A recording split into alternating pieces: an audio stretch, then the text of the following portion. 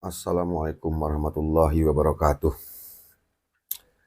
Cerita kali ini berasal dari seorang teman masih di Sumatera Utara, di Kabupaten Langkat, di desa Secanggang.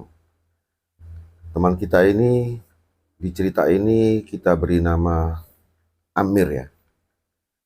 Jadi Pak Amir ini adalah seorang petani, ya keluarganya juga petani, bapak mamanya, abang-abangnya juga petani. Nah selain bertani, Pak Amir ini juga ada membuka sebuah warung ya, yang menyediakan rokok, kemudian pulsa. Nah, juga dia menjual minyak eceran, bensin eceran gitu yang di botol-botol gitu. Dan itu mulai usaha itu dijalankan oleh beliau itu mulai dari tahun 2005. 2005 ya sampai sekarang masih sih gitu kan. Nah, Pak Amir ini dalam menyediakan eh, suplai minyak bensin yang diecernya tadi itu harus berjalan, harus menempuh perjalanan dari rumahnya ke SPBU tempat dia itu mengambil bensin itu, yang notabene-nya menggunakan jerigen yang 36 liter itu ya kan. Biasa sebanyak 3 jerigen sih yang dia bawa. Jadi dia pakai keranjang itu along-along namanya, satu di kanan, satu di kiri, kemudian satu ditaruh di boncengannya di belakang. Nah, itu beliau itu dalam melaksanakan pengambilan minyak tadi itu biasanya, dan kawan-kawan lainnya juga begitu, para pengecer jual apa bensin tadi itu semuanya rata-rata begitu, yaitu pengambilnya itu di atas jam 12 malam gitu. Jadi bahkan ada yang mulai jam 2 nanti mereka telepon dulu, ada barang masuk enggak bos, kan gitu, sama pegawai SPBU-nya yang sudah menjalin kerjasama lah gitu. Karena di Sumatera Utara ini tahun 2005 itu ya, itu agak susah untuk mendapatkan minyak bensin tadi itu. Kalau belinya melalui jerigen, memakai jerigen dibawa pulang. Tapi kalau melalui kendaraan sih, ya sepeda motor, mobil udah biasa lah. Namanya SPBU ya kan tetap dilayani. Cuma yang namanya menggunakan jerigen itu tetap mesti malam itu, jam pagi jam 2 atau sampai jam 4 pagi gitu kan. Nah, sebiasanya itu selama dari 2005 itu dia buka usaha itu sampai dia mengalami sebuah kejadian di tahun 2010 di dalam perjalanannya itu untuk ketika mengambil minyak bensin tadi. Dari rumahnya itu beliau itu akan menempuh perjalanan itu ya. Ini rumahnya, kemudian di depan rumah itu ada jalan ya, jalan aspal, jalan kampung lah ya kan, tapi sudah diaspal, walaupun masa itu masih istilahnya 2005 itu ya masih banyak yang rusak lah. Nanti dari depan rumah itu sekitar 5 kilo itu ya, 5 kilometer itu baru dia ketemu itu nanti jalan besarnya, jalan utama di kampung itu. Nah, dari mulai simpang 3 di depan jalan utama tadi itu, dia akan menempuh jalan yang akan melewati suatu areal yang sangat panjang ya. Itu jalan itu membelah perkebunan, kiri kanannya itu perkebunan. Itu sepanjang, kalau nggak salah hitung saya itu, kemarin saya ada jalan ke sana itu saya hitung tiang listriknya itu, satu yang listrik 50 meter itu ya kan. Jadi sekitar itu mungkin yang dilewati tanpa adanya rumah itu ya, kebun kiri kanan itu sangat sunyi itu, tanpa ada penerangan lampu jalan ya. Itu sekitar 15 kilometer itu yang tanpa penghuni. Ya ada sih nanti berkelompok rumah-rumah kebun-kebun itu ya kan, ada berapa nanti terus ke sana ya, kiri kanan kosong lagi, nanti ketemu lagi. Jadi totalnya itu ya 10 kilometer itu yang tanpa penduduk, tanpa penerangan jalan, dan ditambah lagi jalannya yang sangat rusak luar biasa, jalan itu yang akan dilewati Pak Amir tadi kan gitu. Tapi biasanya sih beliau itu berangkat itu dari rumah itu sekitar jam 4. Jam 4 nanti dia udah calling dulu, udah masuk barang, udah ada, bisa diambil, bisa. Kasih orang dari SPBU itu menjawab bisa, dan maka dia akan atau apa menuju ke tempat pengambilan bensin itu dengan menggunakan sepeda motor, kalau nggak salah dia bilang tuh Astrea 800 waktu itu. Nah, selama 2005 itu sampai ke 2010, 5 tahun itu dia belum pernah mengalami kejadian apa-apa di perjalanan itu, yang memang melewati kebun tadi itu ya kan, yang tanpa apa itu, tanpa rumah-rumah penduduk di sebelahnya itu nggak pernah mengalami kejadian apa-apa, baik perampokan, penodongan, apalagi yang namanya istilahnya bertemu dengan makhluk-makhluk yang kita tahulah makhluk astral itu ya kan. Tetapi pada suatu ketika di tahun 2010 itu, ya seperti biasalah dia bangun pagi, udah calling, barang udah masuk, maka dia akan itu keluar mengambil barang tadi itu kan ya, jam 4 kalau nggak salah, itu jam 4 atau setengah 4 dia. Jam 4 mungkin dia waktu itu dia cerita sama saya, dia kan jam 4 mulailah dia akan siap-siap. Dia keluarkan sepeda motornya, pasang keranjangnya. Waktu itu dalam waktu dia kadang berangkat itu dalam badan hujan itu. Hujan tapi udah mulai reda ya.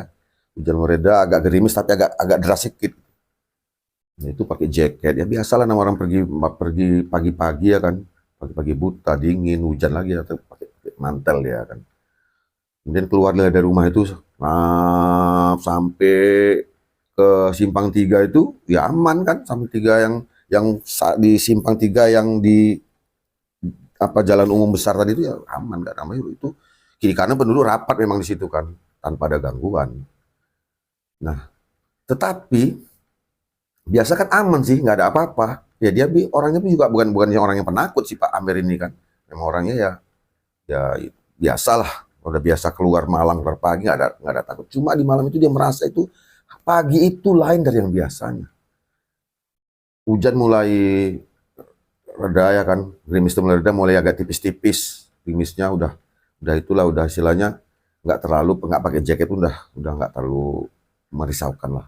Dia buka jaket apa mantelnya, bukan jaket, dia buka mantelnya, dia lipat, dia pakai jaket aja, kemudian dia gulung, masukkan ke apa, dijepit ke apa itu kan, di antara setan kan ada jepitan tuh, jepit di situ.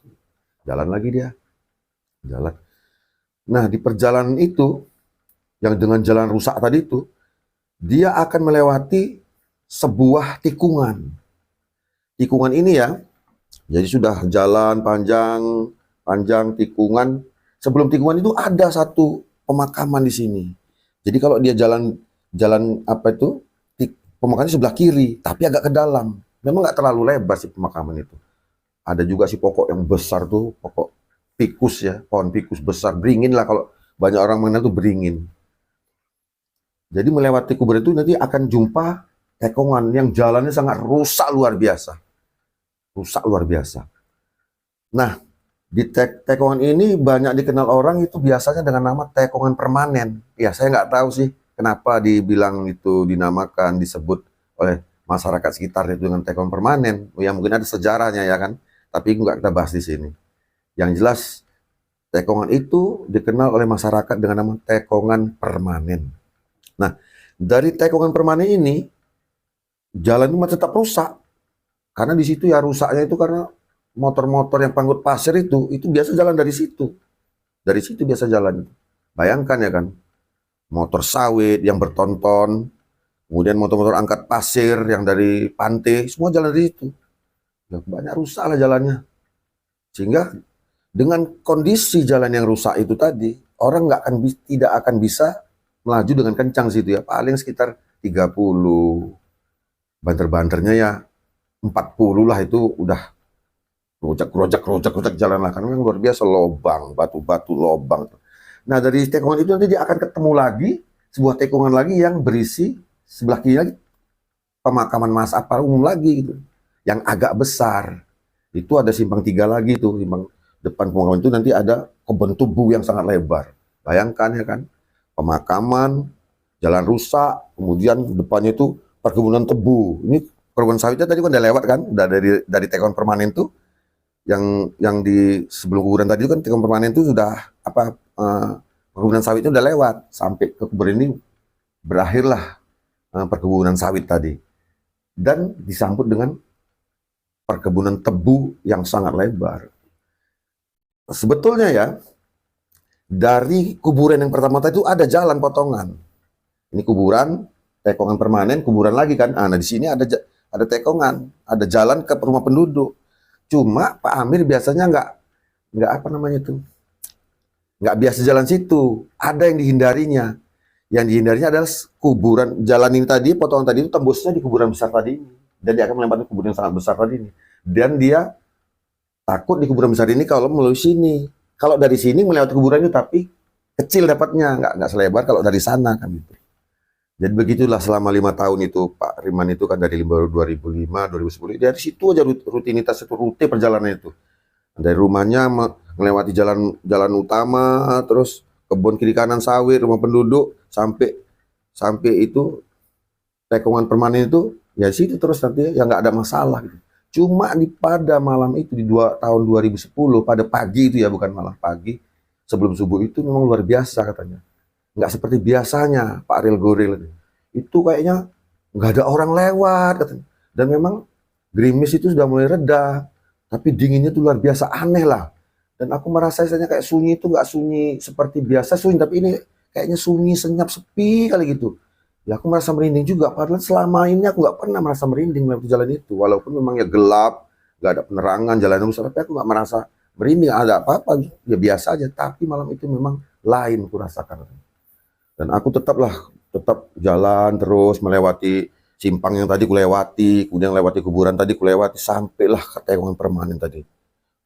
Sampai situ kan jalannya rusak kali itu kan. Jadi kok aku pelan, ya paling lari-lari 10 lah katanya, pelan gitu, karena kan baru hujan, becek juga, lubang-lubangnya nggak nampak. Jadi harus milih jalan lagi, mana yang lubang, mana yang bukan lubang kan.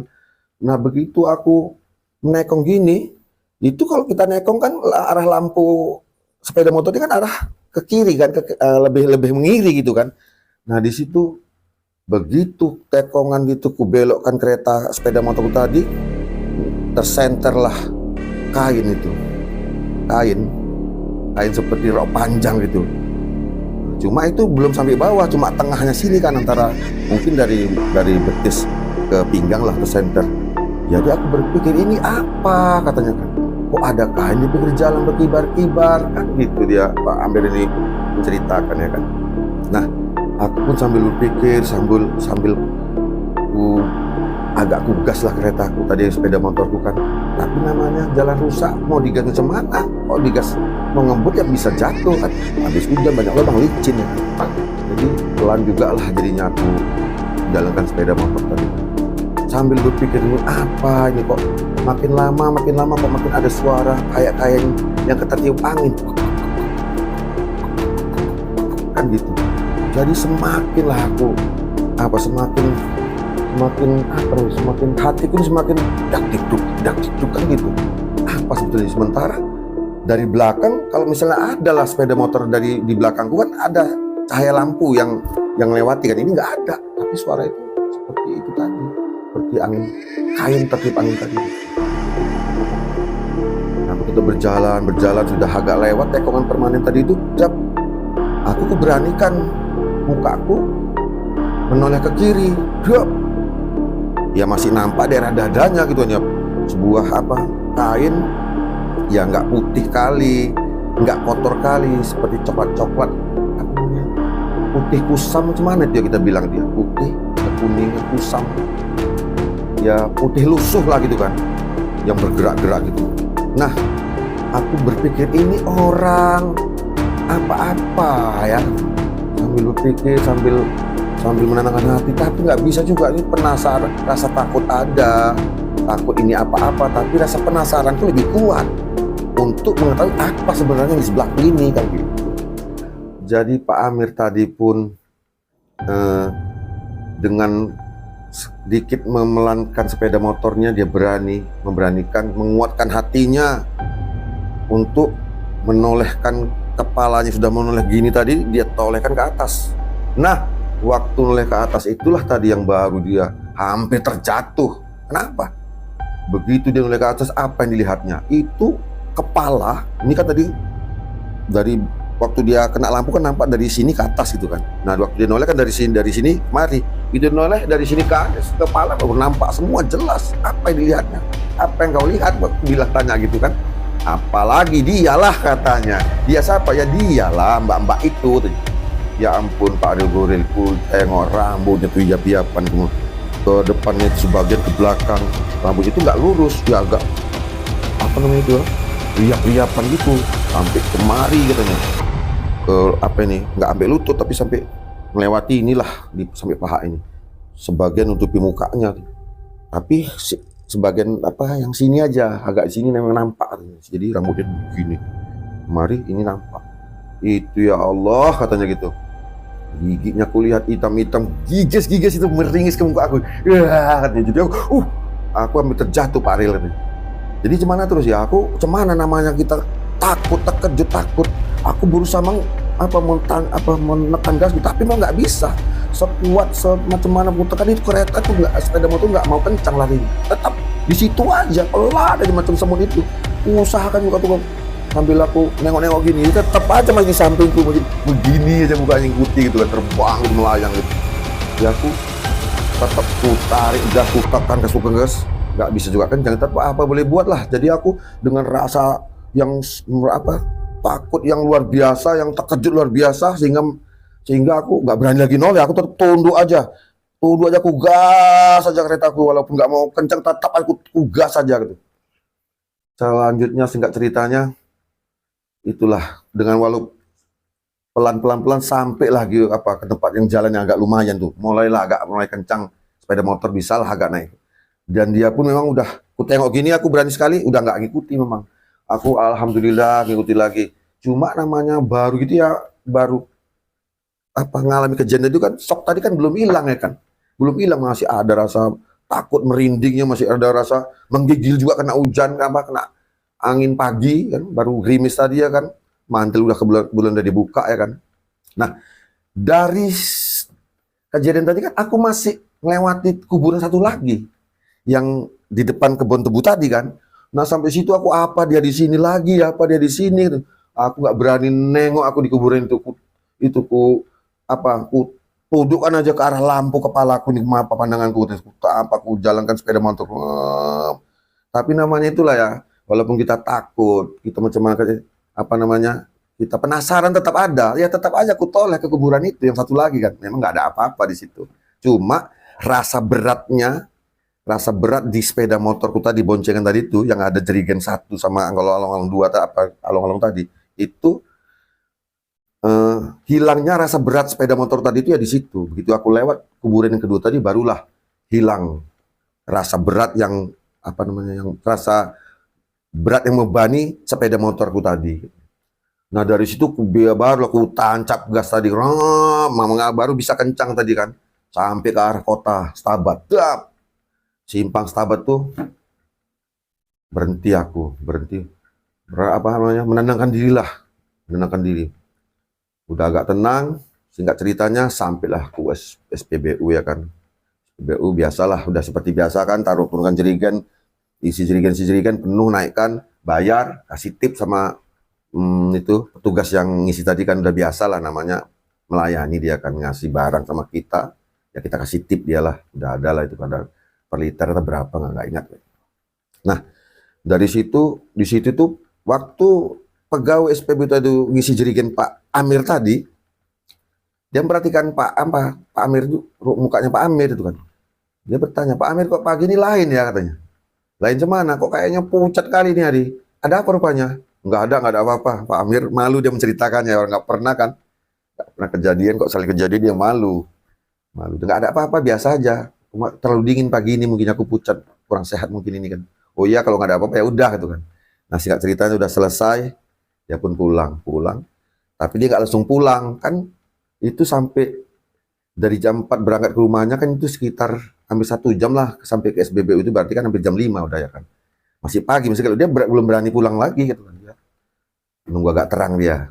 Nah, jadi aku Pak Aril jam setengah 6 aku baru mulai aku jalan, aku dari SPBU siap mesti kan minggir dulu, duduk lah aku kan. Duduk habis itu setengah 6 aku jalan pulang. Biasanya Pak Aril aku pergi itu jam 4, selambat-lambatnya aku sampai rumah itu setengah 6 katanya, atau jam 6 lah katanya. Nah hari ini aku sampai rumah itu hampir jam 8. Jadi istriku kan tanya, "Loh Pak, kenapa kok lama kali? Biasa jam 6 paling lama udah sampai rumah," katanya. "Ini kok sampai jam begini?" "Udah nanti aja ceritanya," katanya. "Nanti aja cerita," katanya.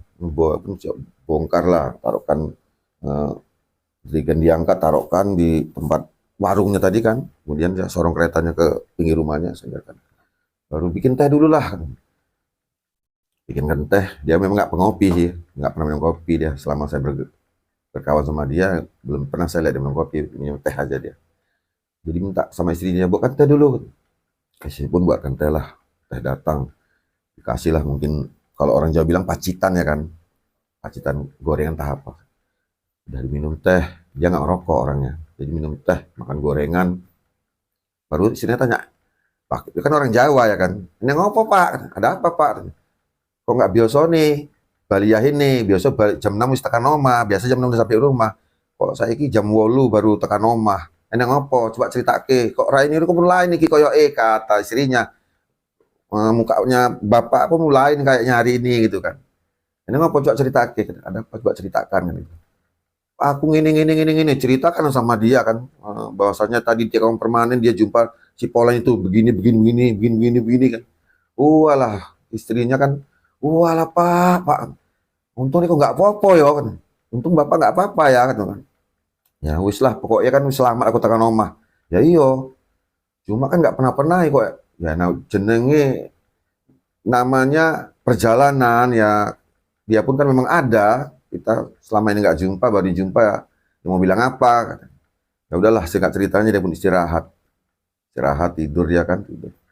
Nah dari situ setelah kejadian itu 2, 3, mungkin 5 hari dari kejadian itu dia ngalami sakit dia, panas badan itu anget ya, apa namanya ya, kayak ketempelan lagi kalau orang kita bilang ketempelannya gitu. Jadi akhirnya dia jumpai, disarankan oleh orang untuk kalau apa ditawari lah, disogok kalau orang Jawa bilangnya kan. Kalau orang ketempelan kan, kalau orang kampung di Melayu ini kan namanya apa namanya, disembur apa gitu, kalau orang Jawa bilang disogok, diobati gitu, ditawari gitu. Dia pergilah dia ke salah seorang praktisi itu kan, ibu-ibu katanya, dia manggilnya Andung gitu, karena bukan orang Jawa yang ngobatin, orang Melayu dia manggilnya Andung. Itu rumah, singkat cerita sampai ke rumah Andung tadi tanya, "Kenapa Mir?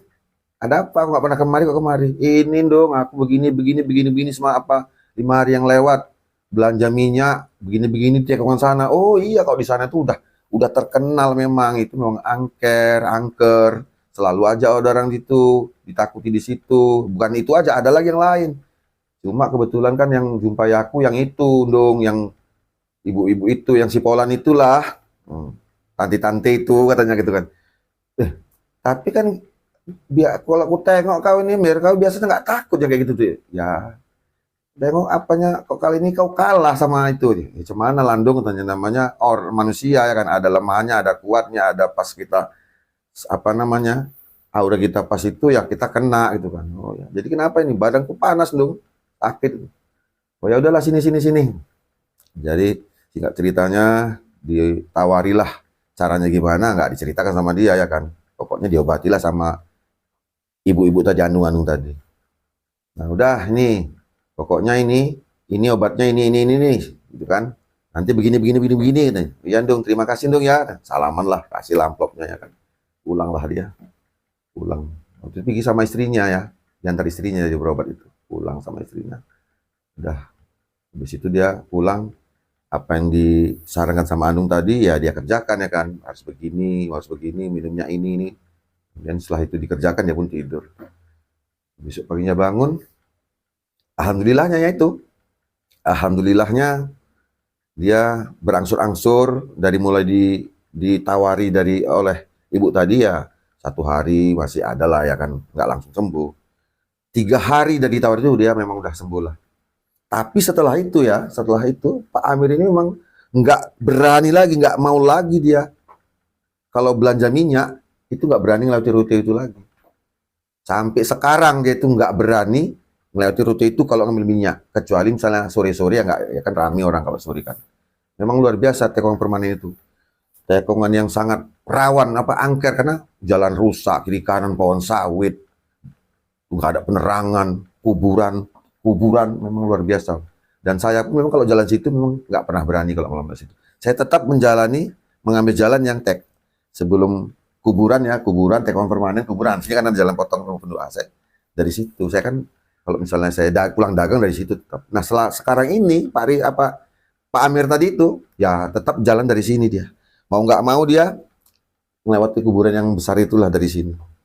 Dari tekongan yang sebelum kuburan di tekongan permanen tadi. Ya sekarang dia itu ya piginya pun nggak jam 4 lagi dia. Kapok aku Pak Ari pergi jam 4 aja. Dia pergi sekarang jam berapa? Ya habis subuh lah jam 6. Kadang sampai setengah 7 aku baru pergi ngambil minyak. Ya udahlah nggak apa-apa, yang penting kan udah selamat, udah pernah ngalami ya kan, yang kayak gitu. Jadi udah tahu kalau itu memang ada. Ya aku dari dulu ya memang ngerti kalau itu ada, cuma kan kalau bisa jangan jumpa. Kebetulan hari itu jumpa jadi pengalaman kan gitu. Ya begitu ya ceritanya yang disampaikan oleh Pak Amir tadi. Terima kasih kepada teman-teman yang sudah mengklik video ini, dan saya harapkan subscribe-nya, tekan loncengnya juga, mohon di-share-kan juga kepada yang lainnya, dan jangan lupa tinggalkan pesan di kolom komentar, beri kami kritik dan saran untuk kedepannya menjadikan channel ini lebih baik lagi. Dan saya selalu mengatakan bahwasanya subscribe Anda adalah ibadah bagi kita semua, karena apapun yang dihasilkan oleh channel ini ke depannya, sebagiannya akan kami bagikan kepada para penghafal Quran di pondok pesantren sekitar kami.